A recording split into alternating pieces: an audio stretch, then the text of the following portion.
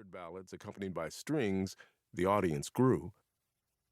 And then, as time and popular culture moved mercilessly forward, bebop came to seem, for jazz's diminished yet passionate audience, foundational, comprehensible, moving, lyrical. And the jazz that followed bebop, known to those required categories by the under-descriptive, even misleading label of hard bop, seemed still more comprehensible and lyrical. Other categories would follow, but I confess that in the genres of bebop and hard bop, jazz created in the quarter century between roughly 1942 and 1967, I find almost all of jazz that I want and need. I find magnificent art produced by what bebop's other co-creator, Dizzy Gillespie, called in a slightly different context, super royalty.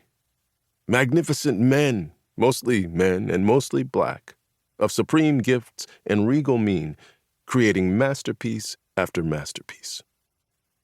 Not antique, not anodyne, not forbiddingly difficult, and viscerally thrilling. And with all respect to this book's presiding genius, Miles Davis, who late in his career proclaimed that he had no interest in returning to the lyrical masterpieces he produced and participated in between ages 18 and 35, 1944 to 1961, saying that to him revisiting that music would be like eating leftover turkey. With all respect to Miles, the thrill of this great and never-fading music is this book's pulse. Prelude. March 2nd, 1959. A late winter Monday in the second-to-last year of the Eisenhower administration. Fair and mild in Manhattan. Among the top stories in the New York Times that morning, a fog-bound collision between the American export liner Constitution and an oil tanker.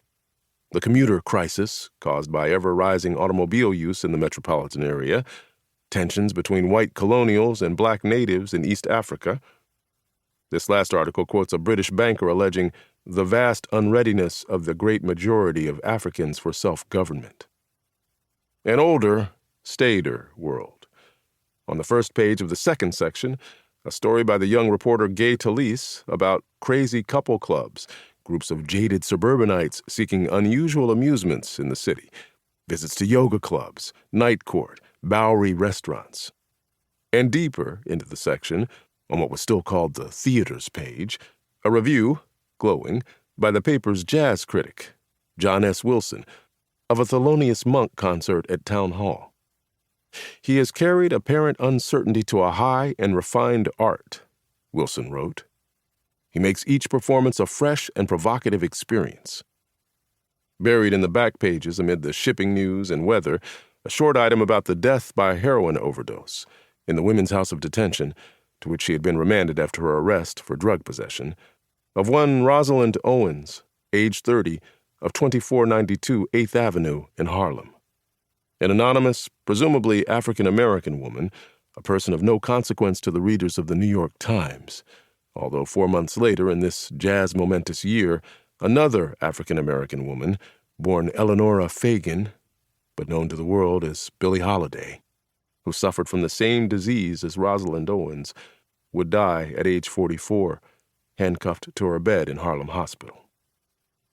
If the crazy couple club of Manhasset, by the evidence of the photograph in the Times piece, a prosperous and cheerfully self-satisfied group, had dared to extend their Bowery slumming beyond ethnic restaurants, they might have wandered into the cozy, smoky, messy confines of the Five-Spot Cafe at 5 Cooper Square, whose owners, two Italian-American brothers and ex-GIs named Joe and Iggy Termini, had for the past 3 years been booking some of the greatest jazz musicians of the day, including Cecil Taylor, Cannonball Adderley, and, most notably, Thelonious Monk, whom the Terminis had helped regain his New York City cabaret card, a conditional ID issued by the police department as a legally and practically questionable method of discouraging narcotics use, 6 years after Monk had lost his card, and with it, the right to play in clubs that served alcohol, in a mistaken 1951 drug bust. Amid the tobacco and reefer fumes and beer reek of that tiny, dark saloon, a glass of gin cost 50 cents, a pitcher of beer $1, the members of the Crazy Couple Club of Manhasset might have found themselves